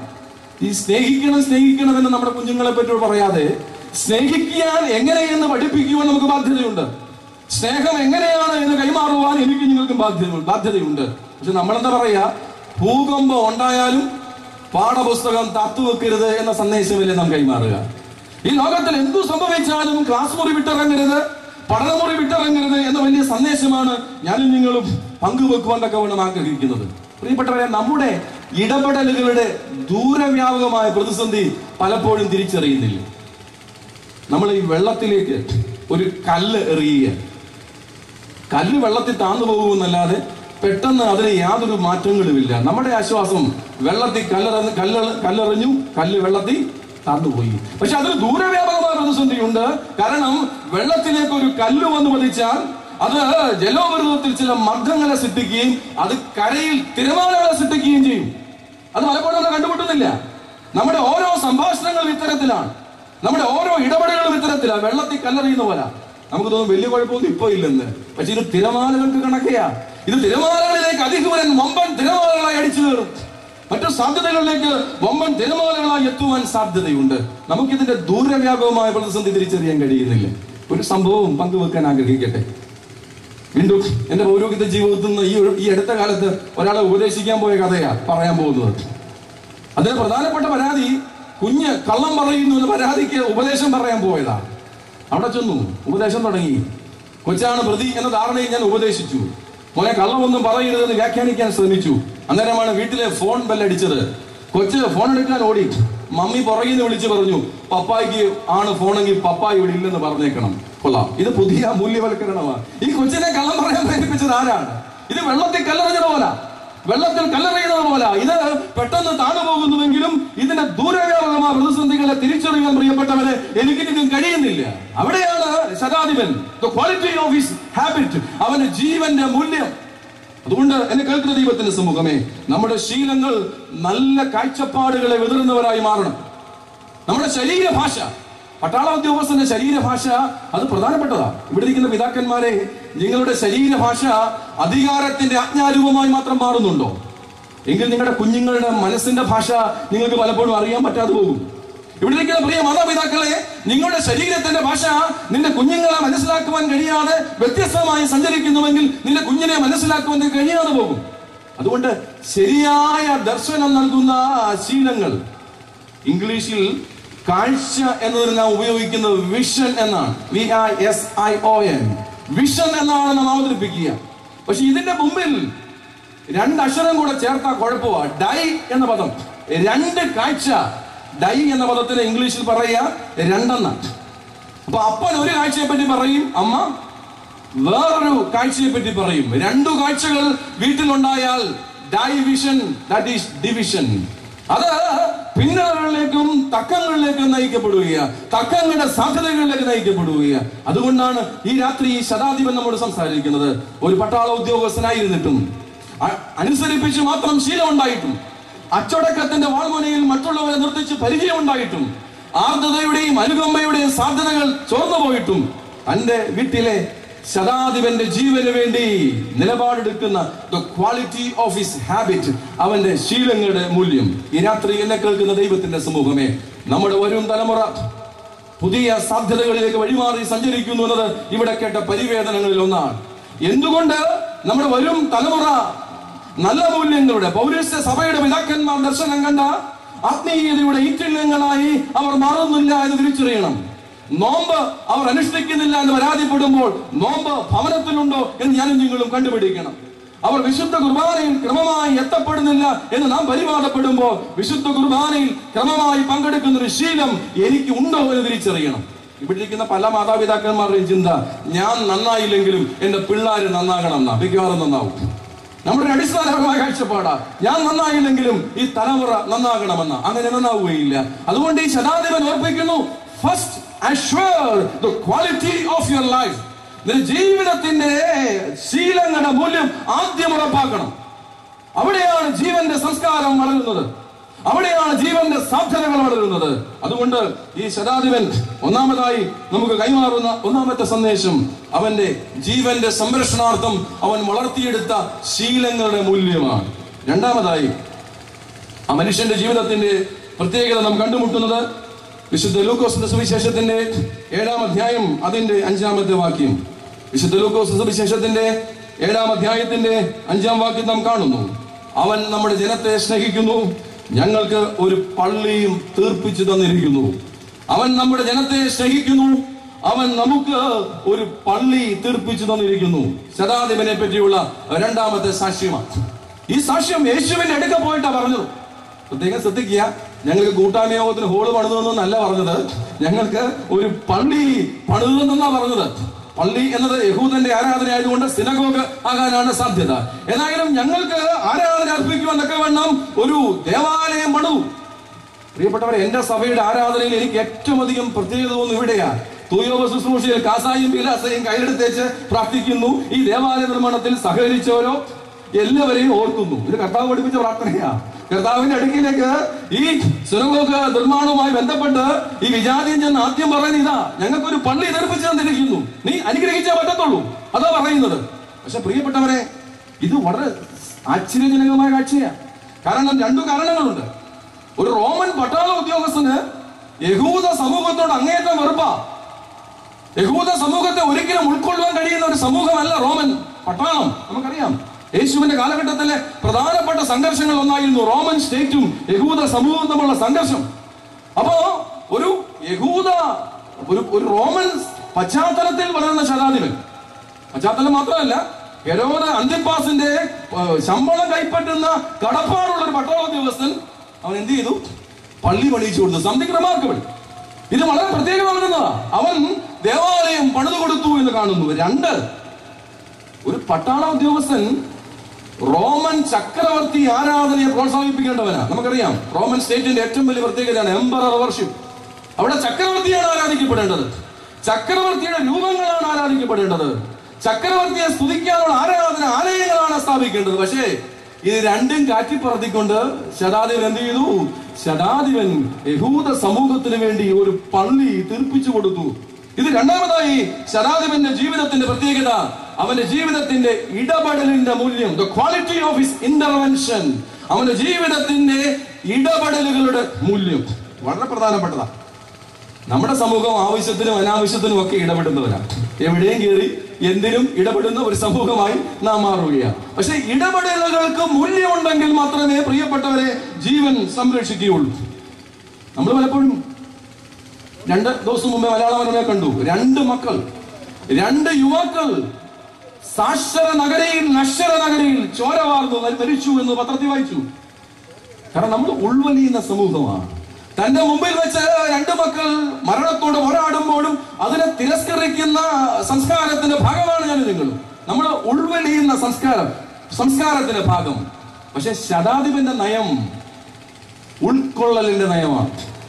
ഉൾക്കൊള്ളലിന്റെ നയത്തെ പറ്റി അദ്ദേഹം സംസാരിക്കുന്നത്.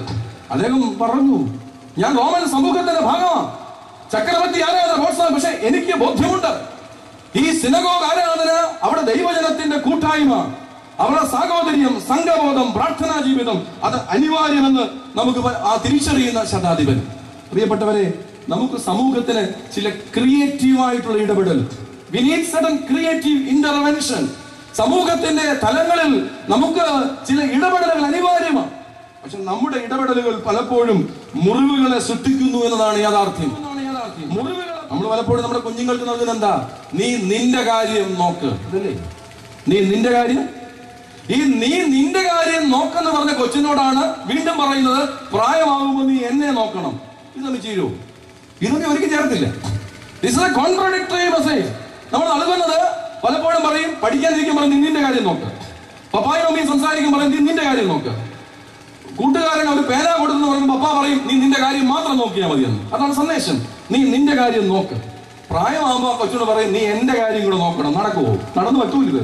ഇതൊരിക്കലും നടക്കാത്ത സാമൂഹ്യ ബോധ പ്രക്രിയ, ഇതൊരിക്കലും നടത്താക്കാത്ത മൂല്യബോധന പ്രക്രിയ, ഇതൊരിക്കലും സംജാതമാകില്ല.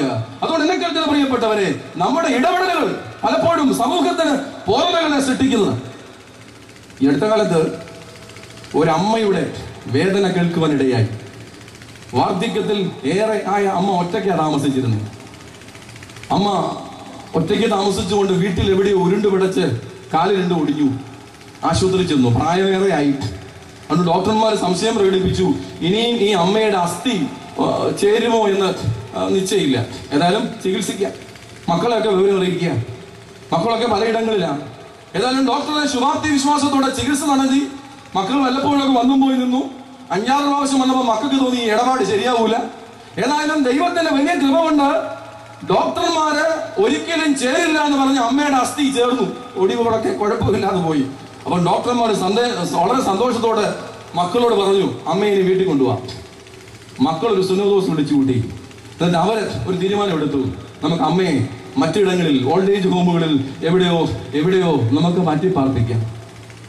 ഈ വിവരം അവർ അമ്മയെ ധരിപ്പിച്ചു. പിറ്റേ ദിവസം രാവിലെ അവർ കണ്ടത് അമ്മയുടെ ചേതനയറ്റ ശരീരമാണ്. ഇത് എന്നിൽ വളർത്തിയ ഒരു വലിയ സന്ദേശമുണ്ട് പ്രിയപ്പെട്ടവരെ. ഒടിഞ്ഞ അസ്ഥികൾ കൂട്ടിയോജിപ്പിക്കാൻ കഴിയും, പക്ഷെ മുറിഞ്ഞ ഹൃദയം ഒരിക്കലും യോജിപ്പിക്കാൻ കഴിയില്ല.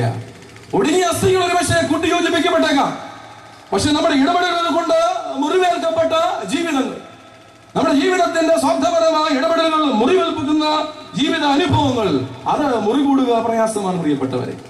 രണ്ടാമത് ഈ വേദഭാഗത്ത് മറ്റൊന്നുണ്ട്. ഈ ശതാധിപൻ യേശുവിന്റെ അടുക്കിലേക്ക് പറഞ്ഞു വിടുന്നത് ആരെയെന്ന് വേദഭാഗത്തുണ്ട്. ആരെയാ? ഒരു യഹൂദ മതപുരോഹിതനെയാണ്. നിങ്ങൾ ശ്രദ്ധിച്ചു വായിച്ചാൽ അറിയാം അതിന്റെ വൈരുദ്ധ്യത്തെ പറ്റി. ഒരു യഹൂദ മതപുരോഹിതനെയാണ് യേശുവിന്റെ അടുക്കൽ സന്ദേശവുമായി പറഞ്ഞു വിടുന്നത്. കാരണം ഈ യഹൂദ മതം ഒരിക്കലും യേശുക്രിസ്തുവിനെ രക്ഷിതാവായി സ്വീകരിച്ചിരുന്നില്ല. യേശുക്രിസ്തു ലോകവിമോചകനാണെന്ന് അവർ അംഗീകരിച്ചു വരുന്നില്ല.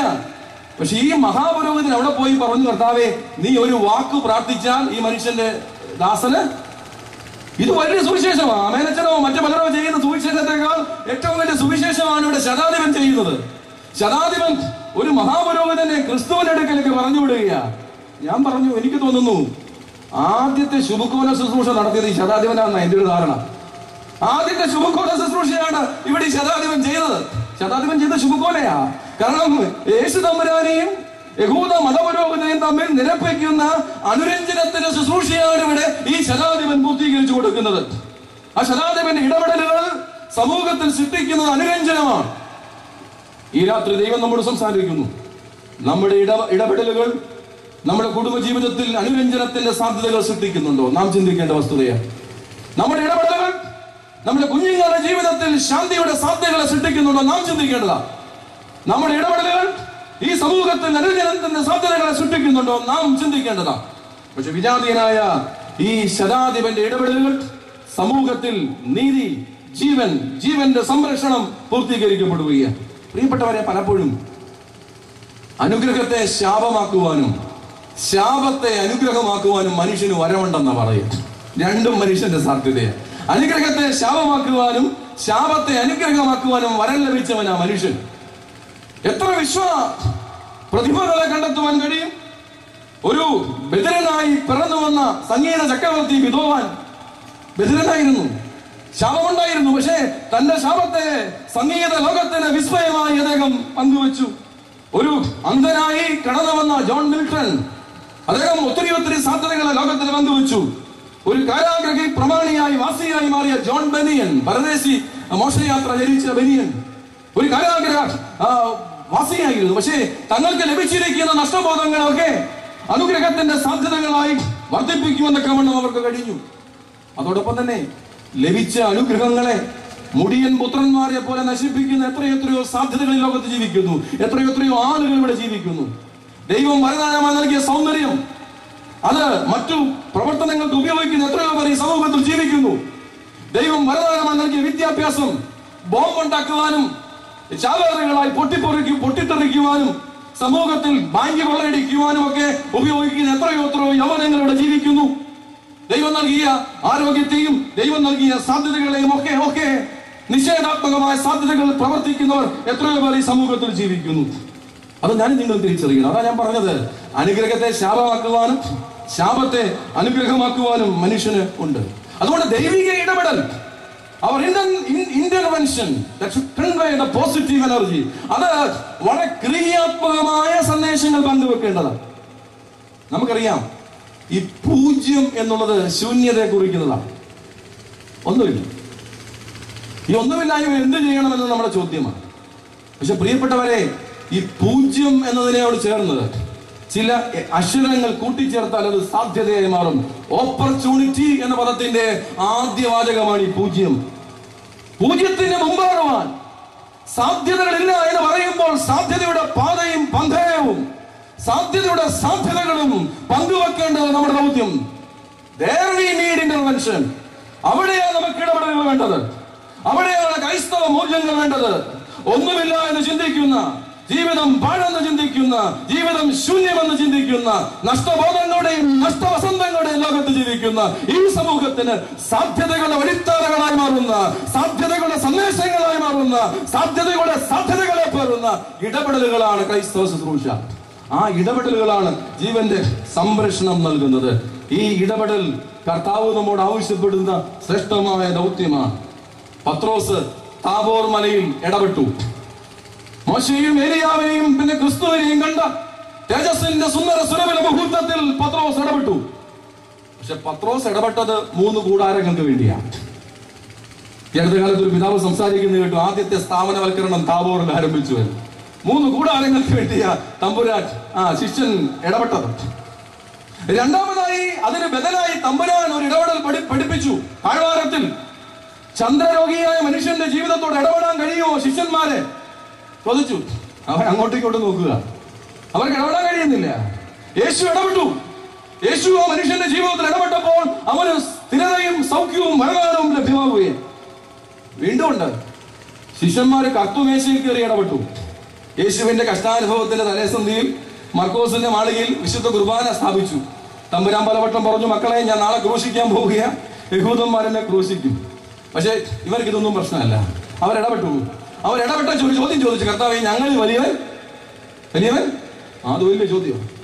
എനിക്ക് പലപ്പോഴും തോന്നിയിട്ടുണ്ട്, ഈ ചോദ്യത്തിന് ഉത്തരം പറഞ്ഞാൽ ഇപ്പൊ ഓർത്തഡോക്സ് യാക്കോബ തക്കത്തിന് യാതൊരു പ്രസക്തി ഇല്ലായിരുന്നു. ഈ ഉത്തരം തമ്പുരാൻ പറഞ്ഞിരുന്നെങ്കിൽ ഇവിടെ ഈ സംഘർഷം ഒന്നും ആവശ്യമില്ലായിരുന്നു. പത്രോസോ വലുതെങ്കിൽ ഇപ്പൊ അത് പറഞ്ഞാൽ മതിയായിരുന്ന ധാരണ. നമ്മുടെ കർത്താവ് ഒരിക്കലും അങ്ങനെ പറയില്ലെന്നാണ് വേദപുസ്തകം പറയുന്നത്. ഇതൊക്കെ പറഞ്ഞാൽ മതിയായിരുന്നു. ശിഷ്യന്മാർ ചോദിച്ച ചോദ്യമാണ്. ഇത് വേദപുസ്തകത്തിൽ ചോദിക്കാതെ പോയ ചോദ്യമല്ല, വേദപുസ്തകത്തിൽ ചോദിച്ച ചോദ്യമാണ്. വേദപുസ്തകത്തിൽ ചോദ്യം ചോദിച്ചു, കർത്താവേ ഞങ്ങളിൽ വലിയവൻ ആരാ? ശിഷ്യന്മാർ ഇടപെടല. കർത്താവ് ഒന്നും പറഞ്ഞില്ല. കർത്താവ് വേറൊരു ഇടപെടൽ നടത്തി. കർത്താവ് ഒരക്ഷരം പോലും പറയാതെ തന്റെ കയ്യിൽ പാത്രത്തിൽ വെള്ളമെടുത്ത് കുനിഞ്ഞ് ശിഷ്യന്മാരുടെ കാലുകൾ കഴുകി. തമ്പുരാൻ ഒരു വാക്കും പറഞ്ഞില്ലെങ്കിലും എനിക്ക് തോന്നുന്നു തമ്പുരാൻ അവരോട് ചോദിച്ചു, മണ്ടന്മാരെ, വലിയവനാകുവാൻ ആഗ്രഹിക്കുന്ന നിനക്ക് കുനിയാൻ കഴിയുമോ? ഒന്നാമത്തെ ചോദ്യം. രണ്ടാമത്തെ ചോദ്യം, നിനക്ക് കഴുകാൻ കഴിയുമോ? നിനക്ക് പാദങ്ങൾക്ക് മുത്തമർപ്പിക്കുവാൻ കഴിയുമോ? That is the quality of our intervention. നമ്മുടെ ഇടപെടലുകളുടെ മൂല്യം, സനാതനമായ മൂല്യം അവിടെയാണ്. പക്ഷെ പ്രിയപ്പെട്ടവരെ, നമ്മളെ ഈ ഇടപെടലിൽ നിന്ന് പിൻവലിപ്പിക്കുന്ന ഒത്തിരിയുണ്ട്. അത് നിക്കോദിമോസ് അഭിമുഖീകരിച്ച പ്രശ്നമാണ്. നിക്കോദിമോസ് ആദ്യം യേശുവിനെ ഒന്ന് കാണാൻ പോയി. യേശുവിനെ കാണാൻ പോയത് ഇരുളിന്റെ മറപറ്റിയാണ്. കാരണം ആ ഇടപെടല് അവനെ പിന്തിരിപ്പിച്ച ഒത്തിരി സാധ്യതകൾ ഉണ്ടായിരുന്നു. പരസ്യമായ ഇടപെടലിൽ നിന്ന് പിന്നോക്കം പോകുവാൻ അവൻ നിർബന്ധിച്ച ഒത്തിരി സാധ്യത ഉണ്ടായിരുന്നു. അതുകൊണ്ട് അവൻ ഇരുളിന്റെ മറപറ്റി പോയി.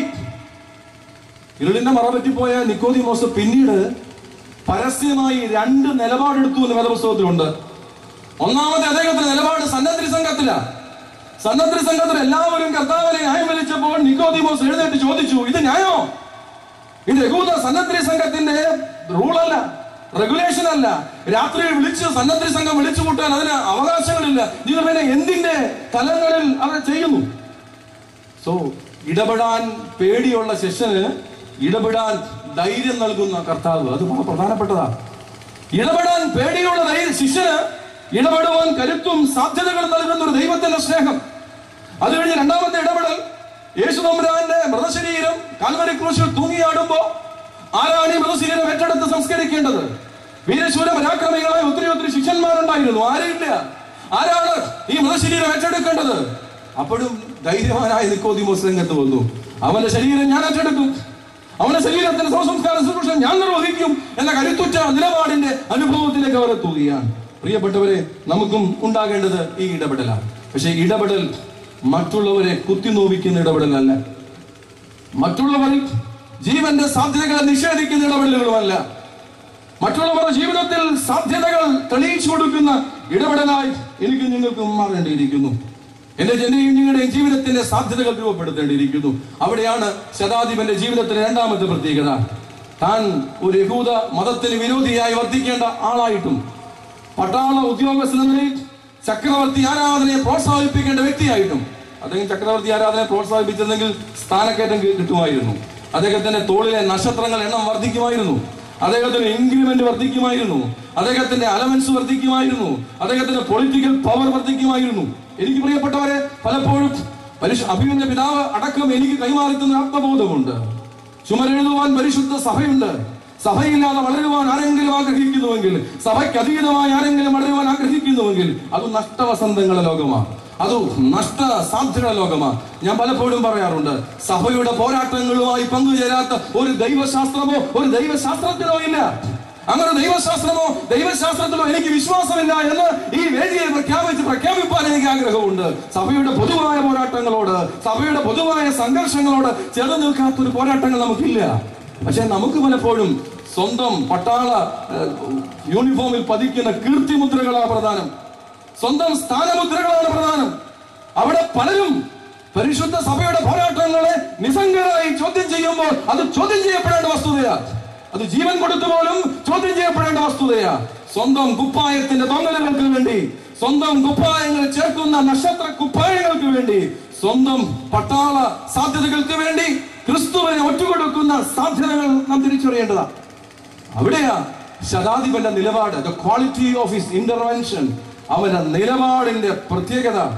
അവൻ നിലപാടെടുത്തു ക്രിസ്തുവിന് വേണ്ടി, ദൈവസ്നേഹത്തിന് വേണ്ടി, ദൈവ കരുണയ്ക്ക് വേണ്ടി, ദൈവ കരുണയുടെ സാധ്യതകൾക്ക് വേണ്ടി അവൻ ചില നിലപാടുകൾ എടുക്കുകയാണ്. സമയം എനിക്ക് പരിമിതമാണ്, അതിവേഗം ഞാൻ മുന്നോട്ട് പോവുകയാണ്. നമ്മുടെ ശതാധിപൻ എന്തുകൊണ്ട് ജീവനെ സംരക്ഷിക്കുന്ന ഒരു സംസ്കാരം വളർത്തിയെടുത്തു എന്നതാണ് ഈ രാത്രി അന്വേഷിക്കുക. തന്റെ വീട്ടിലെ ഒരു അടിമയുടെ ജീവന്റെ സംരക്ഷണത്തിന് അദ്ദേഹം എടുത്ത നിലപാടുകൾ എന്തെന്നാണ് അന്വേഷിക്കുന്നത്. ഞാൻ രണ്ടു കാര്യങ്ങൾ പറഞ്ഞു. ഒന്ന്, the quality of his habits, അവന്റെ ശീലങ്ങൾ അവന്റെ മൂല്യമുള്ള ശീലങ്ങളായിരുന്നു. അതുകൊണ്ടാണ് ഒരു അടിമയ്ക്ക് വേണ്ടി സംസാരിപ്പാൻ ശതാധിപന് കഴിഞ്ഞത്, അവന്റെ ജീവൻ സംരക്ഷിക്കുവാൻ ശതാധിപന് കഴിഞ്ഞത്. രണ്ടാമതായി അവന്റെ ജീവിതത്തിലെ പ്രത്യേകതയായി പറഞ്ഞത് the quality of his intervention, അവന്റെ ഇടപെടലുകൾക്ക് സ്വാർത്ഥതയില്ലായിരുന്നു.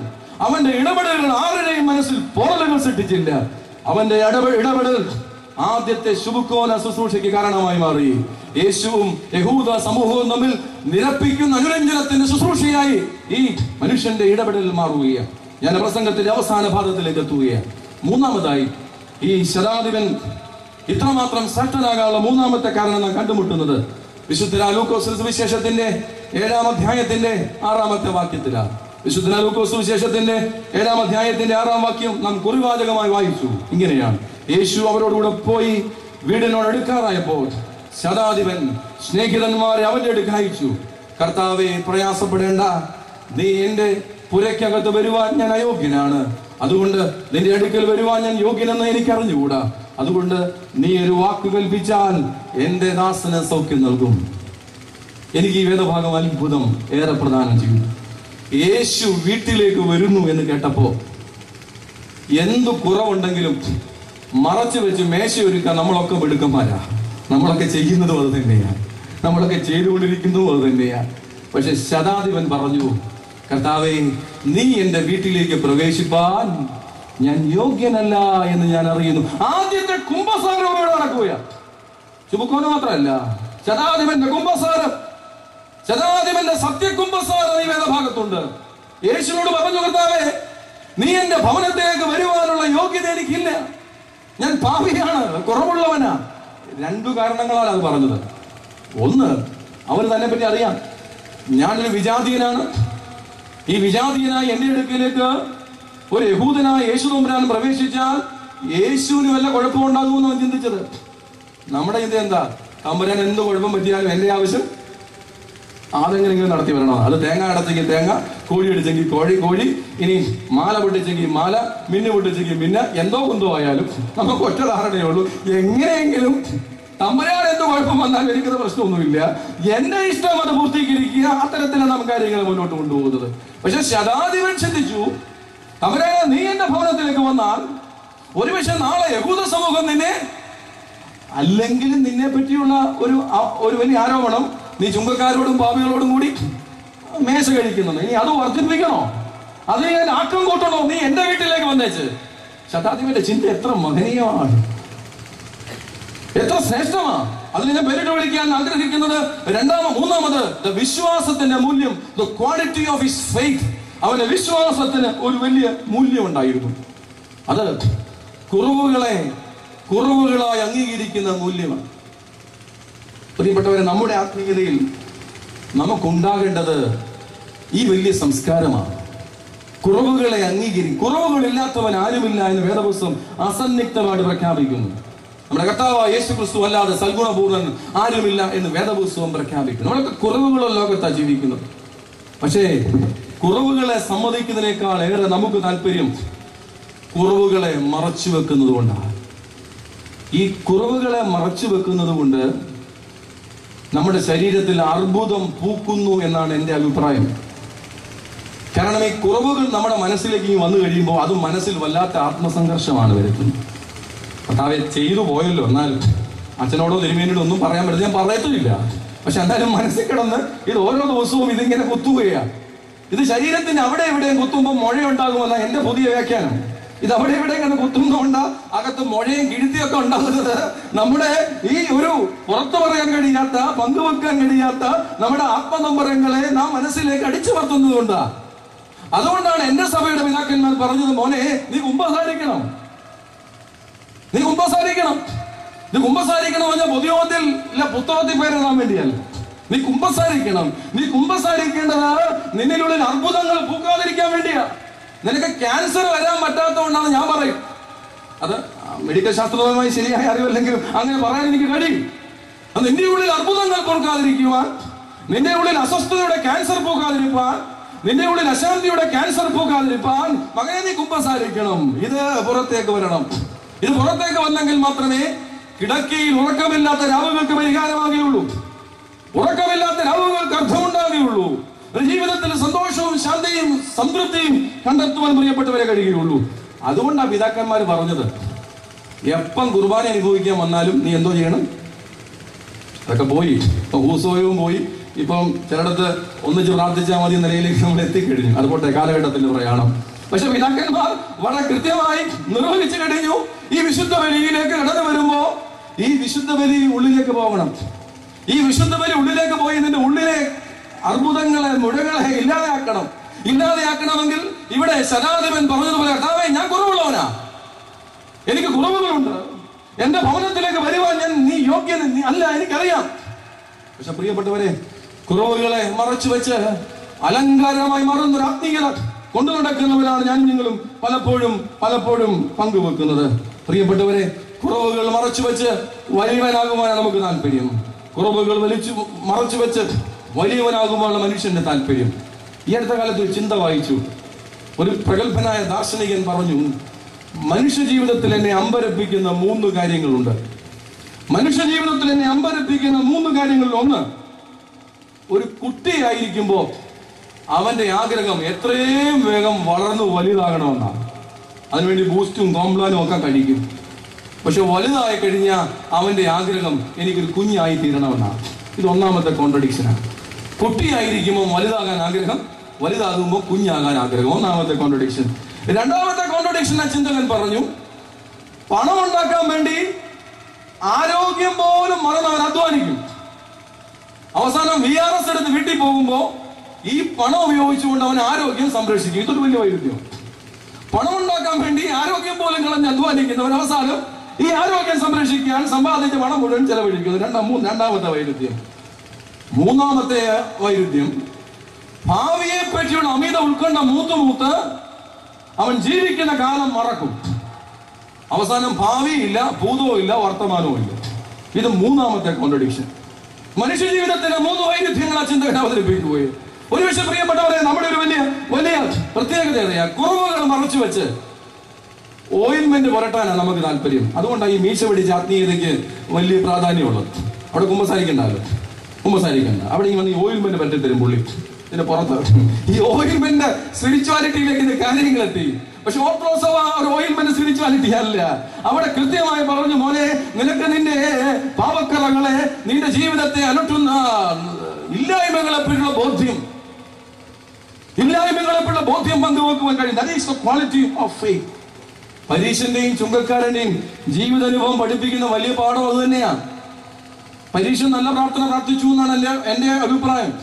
മോശയുടെ നല്ല കൽപ്പനകൾ പാലിക്കുന്നു എന്ന് പ്രഖ്യാപിച്ചു, സകലത്തിലും ദശാംശം കൊടുക്കുന്നു പ്രഖ്യാപിച്ചു, നല്ലതാ. പക്ഷെ അദ്ദേഹം പറഞ്ഞു, ഇല്ല, പുറകെ നിൽക്കുന്നതിനെ പോലെ അല്ല ഞാനെന്ന് പറഞ്ഞു. അവിടെ കുഴപ്പം, അവിടെയാണ് പരീക്ഷ പ്രാർത്ഥന കുഴപ്പം.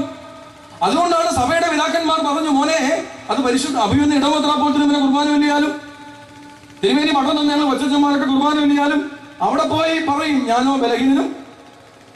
അവിടെ അതേ പറയാൻ നോക്കൂ, അവിടെ വേറെ ഒന്നും പറയാൻ പറ്റില്ല. അല്ല, കർത്താവ് യേശുക്രിസ്തു നാമത്തിൽ കൽപ്പിക്കുന്നു, ഷാ ഭൂ ഭൂ എന്നൊന്നും പറയാൻ പറ്റൂല. അവിടെ പറയാൻ പറ്റുന്നത്, കർത്താവേ, ഞാൻ ബലഹീനനാണ്, ഞാൻ ഭാവിയാണ് എന്ന് മാത്രമേ എനിക്ക് പ്രഖ്യാപിക്കാൻ കഴിയുകയുള്ളൂ. കാരണം പ്രിയപ്പെട്ടവരെ, കുറവുകളെ അംഗീകരിക്കുന്ന ഒരു തലം നമുക്കുണ്ടാകണം. പ്രിയപ്പെട്ടവരെ, നാം പലപ്പോഴും നമ്മുടെ സംതൃപ്തി അത് മാത്രമാണ് പ്രധാനം. അവരന്റെ സംതൃപ്തി നമുക്ക് പ്രശ്നമല്ല. ഇവിടെ ഈ ശതാധിപനെ സംബന്ധിച്ച് സ്വന്തം സംതൃപ്തി അല്ല, തന്റെ വീട്ടിലെ ദാസന്റെ സൗഖ്യമാണ് അവനെ അലട്ടുന്നത്. അത് ഒരു അടിമയുടെ സൗഖ്യമാണ് അവനെ അലട്ടുന്നത്. സാധാരണ ഇങ്ങനെ വായിച്ചു കേട്ടിട്ടുണ്ട്, satisfaction is absolute quantified by you. സംതൃപ്തി അത് നീ തന്നെ നിശ്ചയിക്കുന്നതാണ്. നീ തന്നെ നിശ്ചയിക്കുന്നതാണ് സംതൃപ്തി. എനിക്ക് കുർബാനയെ സംബന്ധിച്ചാൽ മതി, മതി. അല്ല, എനിക്ക് മറ്റേത് അടിക്കണം, മതി. That satisfaction is quantified by you. But success is relative and quantified by others. But success is relative and it's quantified by others. മറ്റുള്ളവരാണ് വിജയത്തെ പറ്റി സാക്ഷ്യം നൽകുന്നത്. സംതൃപ്തി അത് നമുക്ക് പറയാം. പക്ഷേ നിന്റെ ജീവിതം വിജയിച്ചോ? നീ ആത്മീയ ജീവിതത്തിൽ ഒരു വിജയ കിരീടം പ്രാപിച്ചോ? ഒരു വിജയത്തിന്റെ സാധ്യതകളിലേക്ക് എത്തപ്പെട്ടോ എന്ന് പറയുന്നത് it is certified by others. അത് മറ്റുള്ളവരെ പറയുന്നത്. അതുകൊണ്ടാണ് പൗരസ്ത്യ സഭ സ്വകാര്യ സാക്ഷ്യങ്ങളെ പ്രോത്സാഹിപ്പാൻ താല്പര്യപ്പെടുത്താത്തത്. സ്വകാര്യ പ്രൈവറ്റ് വിറ്റ്നസ് അത് സഭയ്ക്കുണ്ട്, തീർച്ചയായും ഉണ്ട്, ഒരു പ്രൈവറ്റ് വിറ്റ്നസ്. പക്ഷെ liturgy is the culmination of witness എന്നാണ് ഞാൻ പഠിച്ചിട്ടുള്ളത്. ആരാധനയാണ് സാക്ഷ്യങ്ങളുടെ പൂർണ്ണത. ആരാധനയിലാണ് സാക്ഷ്യങ്ങൾ പൂർണ്ണമാകുക. വ്യക്തിപരമായ സാക്ഷ്യം നമ്മൾ പ്രോത്സാഹിപ്പിക്കാതെ കാര്യം അവിടെയാണ്. കാരണം നിനക്ക് നീ സംതൃപ്തി നൽകുന്നതൊക്കെ വിളിച്ചു പറയുമ്പോൾ that should be certified and that should be accepted by others. മറ്റുള്ളവരാണ് അത് അംഗീകരിക്കേണ്ടത്. അതുകൊണ്ടാണ് പറയുന്നത്, സഭയുടെ പിതാക്കളെ പറഞ്ഞു, ഈ വചനം സംസാരിക്കണമെങ്കിൽ പോലും സഭയുടെ അനുവാദം എനിക്ക് വേണമെന്നാ വ്യാഖ്യാനം. അതുകൊണ്ടാണ് പിതാവിന്റെ കൈമുത്തി ഞാൻ ഈ പീഠത്തിലേക്ക് വന്നത്. അതുകൊണ്ടാണ് മറ്റു സീനിയർ വൈദികരുണ്ടെങ്കിൽ കൈസൂരി കൊടുത്ത് ഞാൻ ഈ പീഠത്തിലേക്ക് വരുന്നത്. കാരണം ഇത് ഒരു അച്ഛന്റെ മാത്രം അത്രവേദം അല്ല, അത് അത്തരത്തിൽ നാം കാണണം. അതിന് സഭയുടെ ഒരു സമൂഹത്തിന്റെ അംഗീകാരം വേണം. ഒരു സമൂഹത്തിന്റെ അംഗീകാരത്തോട് മാത്രമേ എനിക്ക് വചനം സംസാരിക്കാൻ കഴിയുകയുള്ളൂ. അതാണ് സഭയുടെ പ്രഖ്യാപനം. ഓട്ടെ, എനിക്ക് തന്നത് 8:40, ഒരു സെക്കൻഡ് പോലും കൂടുതൽ എടുക്കുന്നതിലൂടെ അവസാനിക്കുകയാണ്. ഈ രാത്രി പങ്കുവെക്കുവാൻ ശ്രമിച്ച വിഷയം, ഒരു വിജാതീയനായ മനുഷ്യൻ തന്റെ വീട്ടിലെ അടിമയ്ക്ക് വേണ്ടി, അവന്റെ ജീവന് വേണ്ടി, അവന്റെ ജീവനെ സംരക്ഷിക്കാൻ നിലപാടെടുത്തു. ആ നിലപാട് അവനെ ശ്രേഷ്ഠനാക്കി. 3 കാര്യങ്ങൾ ഞാൻ പറഞ്ഞു. The quality of his habit, അവന്റെ മൂല്യങ്ങൾ, അവന്റെ ജീവിതത്തിന്റെ മൂല്യങ്ങൾ. 2, the quality of his intervention, അവന്റെ ഇടപെടലിന്റെ സുതാര്യത. 3, the quality of his faith, അവന്റെ വിശ്വാസത്തിന്റെ സാധ്യത. അത് സുന്ദരമായ അനുഗ്രഹീതമായ ജീവനെ സംരക്ഷിക്കുന്ന ഒരു സംസ്കാരത്തിലേക്ക് അവനെ വഴി നടത്തി. ആ വലിയ മൂല്യങ്ങളെ പങ്കുവെക്കുവാൻ ദൈവത്തിന്റെ അതിപരിശുദ്ധ നമ്മെ സഹായിക്കട്ടെ എന്ന് പ്രാർത്ഥിച്ച് ആശംസിച്ച് ഈ ധന്യവും പ്രൗഢവും പ്രസിദ്ധവുമായ വേദി എനിക്കായി ക്രമീകരിച്ച അഭിനന്ദ തിരുമേനിയോടും അന്തനായ ഭദ്രാസന സെക്രട്ടറി അച്ഛനോടും പ്രോഗ്രാം കമ്മിറ്റിയോടുമുള്ള എനിക്കുള്ള അഗൈതമായ നന്ദിയും സ്നേഹവും കടപ്പാടും അറിയിച്ച് വാക്കുകൾ ചുരുക്കുന്നു. ദൈവം നമ്മെ അനുഗ്രഹിക്കും.